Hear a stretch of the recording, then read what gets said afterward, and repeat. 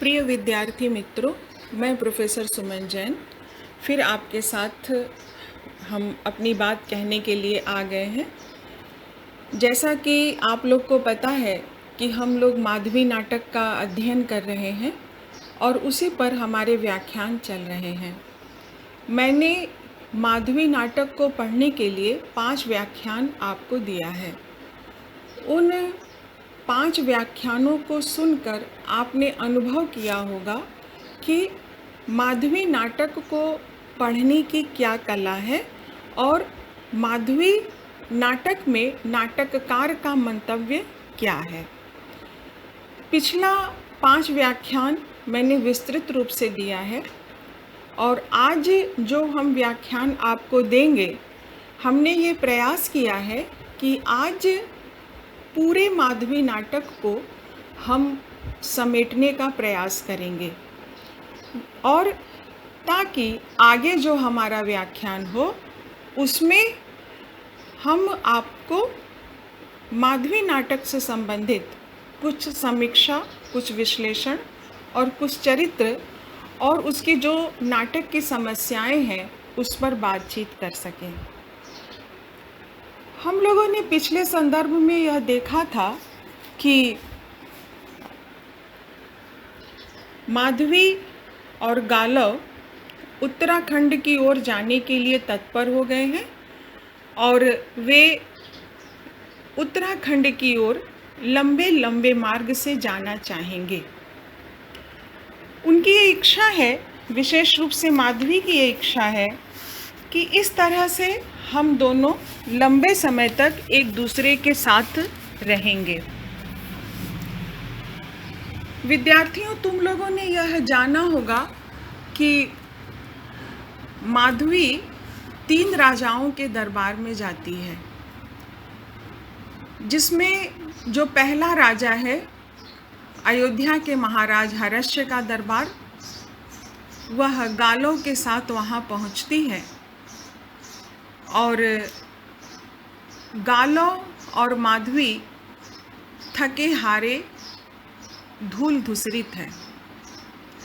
वहाँ पहुँचने पर महाराज हर्ष, जो अयोध्या के राजा हैं,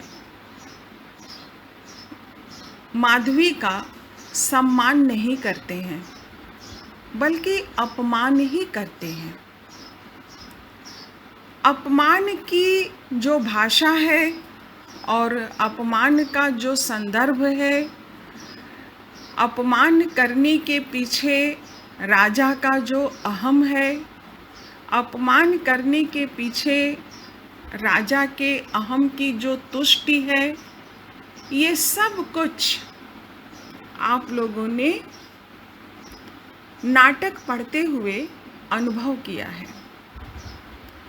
और हम लोगों ने देखा कि महाराज हर्ष ने राज ज्योतिषियों को बुलवाकर किस तरह से माधवी के प्रत्येक अंगों की भरी सभा में जांच पड़ताल करते हैं और यह भविष्यवाणी जानने का प्रयास करते हैं कि माधवी के द्वारा उन्हें चक्रवर्ती पुत्र की प्राप्ति होगी या नहीं होगी।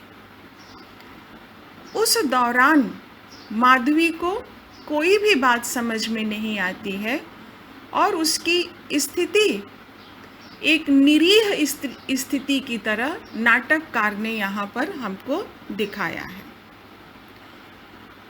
ज्योतिषियों के माध्यम से ही यह निष्कर्ष निकलता है कि माधवी को चक्रवर्ती सम्राट,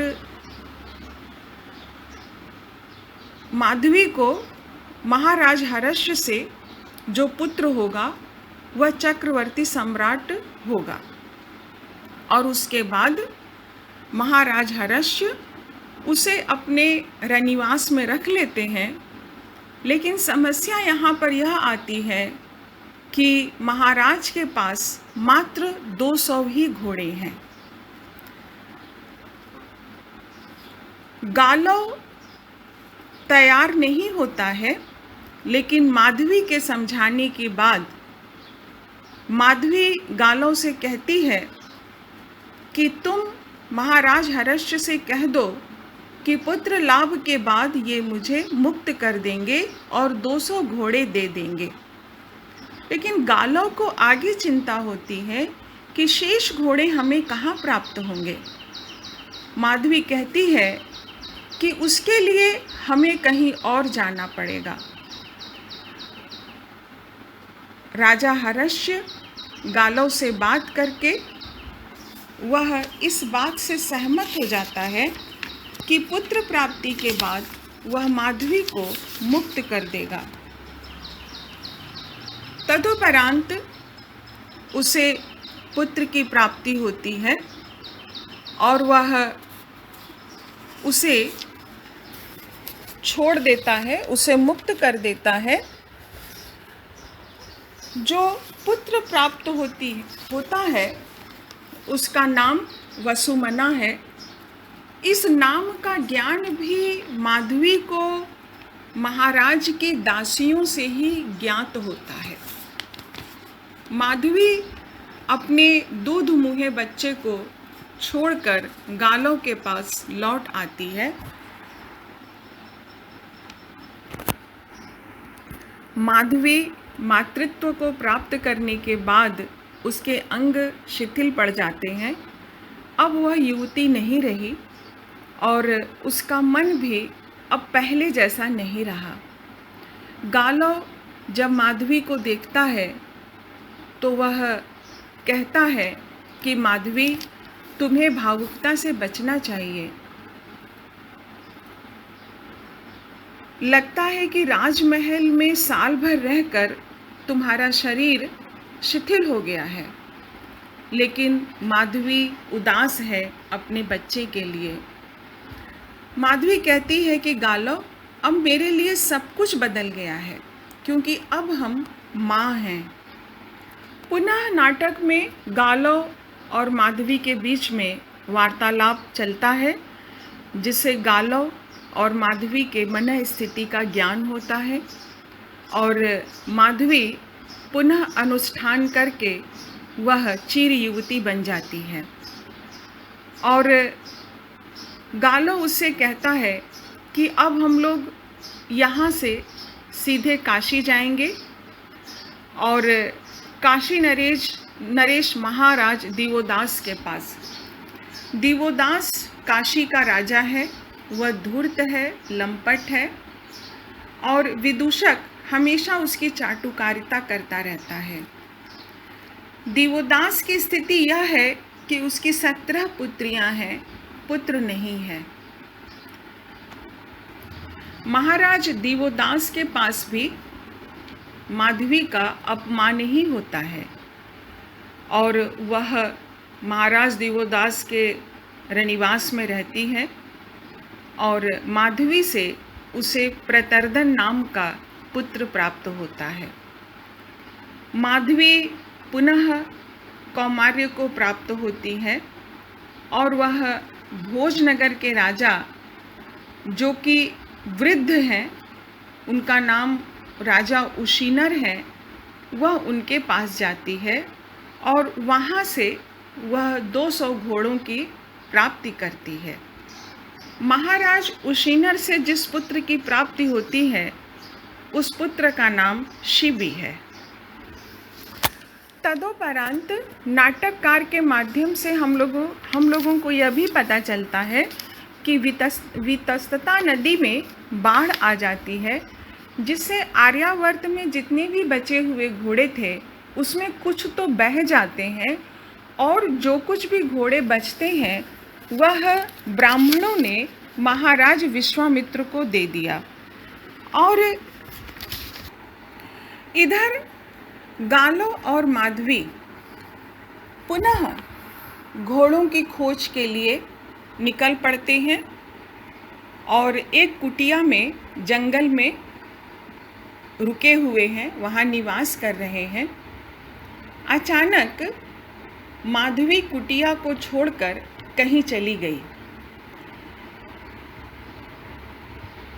जंगल में प्रातः जब गालो उठता है तो माधवी को वहाँ नहीं पाता है और नहीं पाने के साथ ही उसके मन में अनेक प्रकार की शंकाएं आने लगती है। वह सोचता है कि हो सकता है कि माधवी अपने घर लौट गई हो। कहा गया है कि स्त्री रहस्यों की गुथली है, उसे देवता नहीं समझ सकते। मनुष्य को समझना तो बहुत दूर की बात है। जो मनुष्य स्त्री को समझ पाया, समझिए कि वह संसार की सभी विधाओं में पारंगत हो गया। पुरुष को भगवान ने धीर गंभीर बनाया है, पर स्त्री के स्वभाव में चंचलता होती है। इसलिए कहा गया है, नारी की चंचलता पर पुरुष को सदा अंकुश बनाकर रखना चाहिए। इसी दौरान तापस और गालों की बातचीत भी होती है, जिसमें गालो माधवी को लेकर अपने मन की शंका प्रकट करता है। माधवी विश्वामित्र के आश्रम में पहुंचती है। शेष आर्यावर्त में घोड़े नहीं हैं। जो शेष घोड़े थे वे वितस्तता नदी पार करते हुए बाढ़ में डूब गए और शेष बचे हुए घोड़े विश्वामित्र के पास है। और वह अनुनय करती है विश्वामित्र से कि महाराज, आप मुझे अपने पास रख लीजिए। मैं 3 राजाओं के दरबार में रहकर आई हूँ और मेरे ही माध्यम से तीनों ही राजाओं को चक्रवर्ती पुत्र की प्राप्ति हुई है। मैं आश्रम में रहने वाली कन्या हूँ और होम यज्ञ भी मैं जानती हूँ। आप जैसा कहेंगे मैं वैसे ही आपकी सेवा करूँगी। विश्वामित्र ने कहा कि क्या तुम गालों की तरफ से प्रस्ताव लेकर आई हो? माधवी ने कहा, नहीं, हम स्वयं आपके पास आए हैं। विश्वामित्र ने माधवी से कहा, मैंने गुरु दक्षिणा पा ली। वास्तव में माधवी, मैं गालों का दंभ तोड़ना चाहता था, तुमने मेरा दंभ तोड़ दिया। अब तुम आश्रम में प्रवेश करो। आगे के दृश्यों में हम लोग देखते हैं कि महाराज ययाति का आश्रम है, जहाँ पर कि गालों की दीक्षा की तैयारी हो रही है और इसके साथ ही माधवी के स्वयंवर की भी तैयारियां चल रही हैं। आर्यावर्त के सभी राजा आए हुए हैं और इसके साथ ही साथ वह 3 राजा भी वहाँ पर पधारे हुए हैं। अयोध्या के राजा हर्ष्य, काशी नरेश दिवोदास और भोजनगर के राजा उशिनर। और ये तीनों ही राजा अपने तीनों पुत्रों के साथ आए हुए हैं। महर्षि विश्वामित्र भी वहाँ पर आते हैं और वहाँ पर हम देखते हैं कि महाराज ययाति अपनी प्रशंसा करते हैं और आश्रम में रहने वाले जो आश्रमवासी हैं वह भी महाराज ययाति की प्रशंसा करते हैं। और महाराज ययाति अपनी आत्म प्रशंसा सुनकर प्रसन्न होते हैं कि हमने गालों के दान का कार्य पूरा किया और हमारा जो यश है, हमारी जो कीर्ति है, वह पूरे आर्यावर्त में फैल गई है। नाटक के अंत में जो घटना घटती है वह घटना बहुत ही महत्वपूर्ण है, क्योंकि यही नाटक का चरमोत्कर्ष है।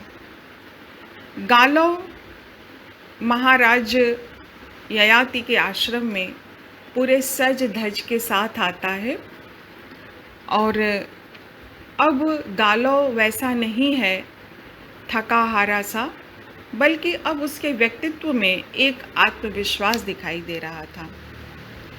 गालव आते ही संचालक से पूछता है कि माधवी कहाँ है। संचालक उसके प्रश्न का उत्तर देते हुए कहता है, संभवतः वन में है।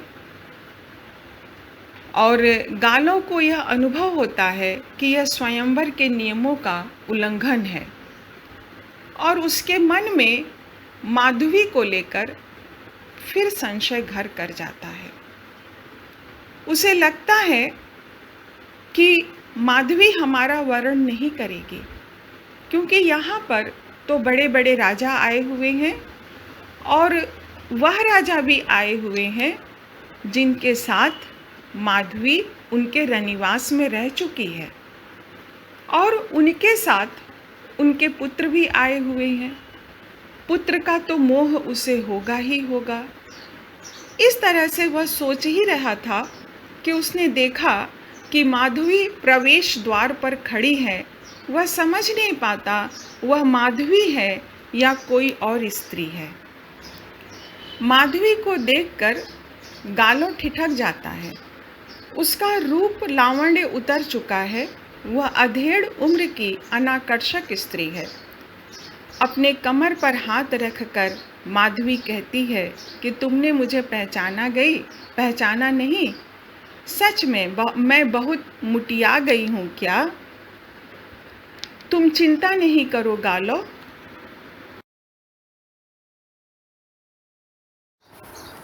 गालव माधवी से पूछता है, अच्छा माधवी, तुम यह बताओ कि क्या यह तुम्हारे पिता सत्य कह रहे थे कि तुम्हारे गर्भ से जन्म लेने वाला बालक चक्रवर्ती राजा बनेगा? माधवी हंस देती है। उसके हंसी के पीछे एक विद्रूपता का भाव है, क्योंकि उसे यह बात समझ में आने लगी है कि अभी भी गालव को इस बात का विश्वास नहीं है कि मुझसे या मेरे गर्भ से जो संतान जन्म लेगी वह चक्रवर्ती राजा बनेगा। इसलिए वो हंस देती है और उसकी हंसी में उपेक्षा का भाव होता है। माधवी कहती है, यह तुम्हें क्या सूझी गालव? हाँ, ये सच है। आश्रम में एक बार एक सन्यासी आए थे। वे ज्योतिष थे और उन्होंने ऐसी ही भविष्यवाणी की है। और यह बात कहने के साथ ही माधवी का मन खिन्न हो जाता है। इसके बाद जो पैराग्राफ आता है वह पैराग्राफ माधवी के मर्म को बेधता हुआ सा दिखाई देता है। माधवी खिन्न होकर कहती है कि इससे किसी राजा के हाथ में मुझे सौंपना तुम्हारे लिए आसान हो जाएगा। चक्रवर्ती राजा बनने की लालसा किस राजा के दिल में नहीं होगी? यह भी कैसी विडंबना है गालव कि जो व्यक्ति पहले ही राजा है, लोगों पर राज करता है, वह चक्रवर्ती राजा बनना चाहता है। अश्वमेध के घोड़े दौड़ाता है, राजा से चक्रवर्ती राजा। गालव कहता है कि यह तो मनुष्य की महत्वाकांक्षा है और महत्वाकांक्षा किस व्यक्ति के भीतर नहीं होती। माधवी पुनः कहती है, पर तुम में तो ऐसी महत्वाकांक्षा नहीं है गालव। तुम तो साधक हो, अपना वचन निभाना चाहते हो, क्यों? वह गालव की ओर थोड़ी देर देखती रहती है और पुनः कहती है कि चलो छोड़ो इन बातों को, हम लोग अपना अपना कर्तव्य निभाएंगे। हम अपने पिता के प्रति कर्तव्य का पालन करेंगे और तुम अपने गुरु के प्रति। लेकिन ये अश्वमेध घोड़े मिलेंगे कहाँ? किस राजा के पास क्या तुमने कभी अश्वमेधी घोड़ा देखा है? गालो बोलता है कि मैंने आज तक अश्वमेधी घोड़ा नहीं देखा है। माधवी उसी समय एक बहुत ही संवेदनशील चर्चा करती है और उस संवेदनशील चर्चा में वह अपने स्वप्न की चर्चा करती है। कहती है कि मैंने तुम्हें एक बात अभी तक नहीं बताई है कि तुम जिस दिन आश्रम में आए थे उस दिन मैं तुम्हें देखकर चकित रह गई थी, क्योंकि उसी रात मैंने एक स्वप्न देखा था और उस स्वप्न में हमने यह देखा कि दूर दूर तक जंगल फैला हुआ है और तरह तरह की पक्षियों की आवाज़ सुनाई दे रही है और उसी में दौड़ते भागते घोड़ों की टाप भी सुनाई देती है और सफ़ेद घोड़ों की पंक्तियों के बीच से मैंने देखा कि उसमें से कोई निकल कर आ रहा है, एक युवक निकल कर आ रहा है। और जब वह अपने स्वप्न की चर्चा करती है तो गालो उसके और निकट आ जाता है और मुस्कुराते हुए पूछता है कि फिर तुमने उसके बाद क्या देखा? उसने कहा कि उस युवक के बाल बिखरे हुए थे, कपड़े धूल से सने हुए थे और सहसा वह घोड़ों की पातों के बीच कहीं खो गया और मैं उसे देखती रह गई। लेकिन जब उस दिन आश्रम में प्रातः मैंने तुमको देखा तो मुझे ऐसा लगा कि तुम सीधे मेरे स्वप्न में से ही निकलकर चले आ रहे हो और तुम मेरा भाग्य बनकर आए हो गालो। गालो कहता है कि भाग्य की यह कैसी क्रूर विडंबना है कि हम एक दूसरे से मिलकर भी अलग अलग हैं। वह कहता है कि माधवी, मैं भी तुम्हें एक बात बताऊं कि आश्रम में आने से पहले मैं भी आत्महत्या करने जा रहा था, लेकिन एक व्यक्ति हमारे पास आया और उसने कहा कि तुम महाराज ययाति के आश्रम में जाओ, तुम्हारी मनोकामना वहीं पूर्ण होगी। अगर वह व्यक्ति मुझसे नहीं मिलता तो हम भी तुमसे नहीं मिलते। मुझे ऐसा लगता है कि हमारे और तुम्हारे मिलन के बीच में निश्चय ही दैव का कोई हाथ है। माधवी गालो की ओर चुपचाप देखती रहती है और उसके बाद पुनः अपने यथार्थ पर आ जाती है और पुनः कहती है कि किस राजा के पास जाना होगा गालो? गालो कहता है कि अश्वमेधी घोड़ों की खोज में मैं बहुत भटक चुका हूँ। मुझे एकदम नहीं पता है कि किस राजा के पास घोड़ा है, और अगर किसी राजा के पास घोड़ा है भी तो मुझ दरिद्र को कौन देगा? तुम्हारे पिता के आश्रम में मुझे किसी ने बताया कि उत्तराखंड में अश्वमेधी घोड़े हैं, पर किस राजा के पास यह भी मुझे मालूम नहीं है। माधवी कहती है, कोई बात नहीं, हम उत्तराखंड की ओर चलेंगे।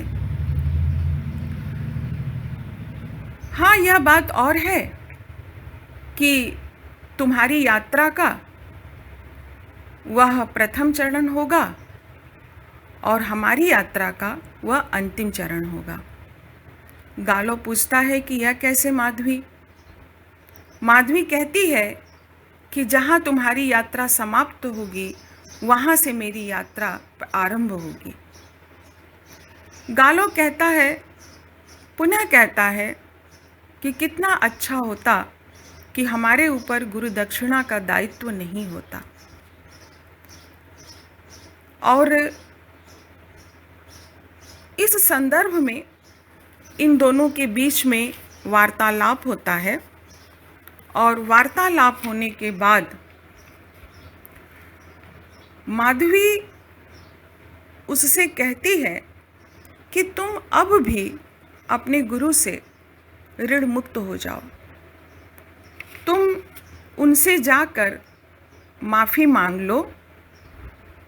तभी गालो के मन में एक शंका तुरंत आ जाती है कि अगर हमारे गुरु मुझे ऋण मुक्त कर देते हैं तो क्या तुम अपने पिता के पास लौट जाओगी? माधवी बहुत ही सटीक उत्तर देती है उसको। वह कहती है कि मैं दान में दी जा चुकी हूँ गालो, और दान में दी हुई जो चीज़ है वह कभी भी वापस नहीं ली जाती है। गालो बहुत देर तक उसकी बात को सोचता रहता है और माधवी पुनः कहती है कि तुम अपने गुरु के पास जाकर ऋण मुक्त हो जाओ। अगर तुम नहीं जा सकते हो तो चलो हम दोनों मिलकर चलते हैं और गुरु से माफ़ी मांग लेते हैं। गुरु हमें माफ़ कर देंगे और हम ऋण मुक्त हो जाएंगे। पुनः वह कहती है कि गुरु से कोई अपमान नहीं होता। गुरु से तो जो मिले उसे शिरोधार्य कर लेना चाहिए। गालो, तुम कहो तो मैं गुरु विश्वामित्र के पास अकेली चली जाऊं। मैं उनसे तुम्हारे लिए क्षमा याचना करूंगी। उन्हें मैं सारी बात बताऊंगी। मैं कहूंगी कि तुम इस गुरु दक्षिणा के लिए जगह जगह भटकते रहे हो और घोड़े न मिलने पर आत्महत्या तक करने जा रहे थे। मैं उनसे कहूंगी कि मैं राजा ययाति की पुत्री हूँ और मेरे पिता ने 800 अश्वमेधी घोड़े के लिए मुझे तुम्हारे हाथ सौंपा है। वे हमारी बात सुनकर मान जाएंगे गालो, तुम एकदम चिंता मत करो। लेकिन गालो तुरंत कहता है, नहीं माधवी, तुम्हें गुरुदेव के पास जाने की आवश्यकता नहीं है। गुरुदेव समझेंगे कि मैंने ही तुम्हें उनके पास भेजा है।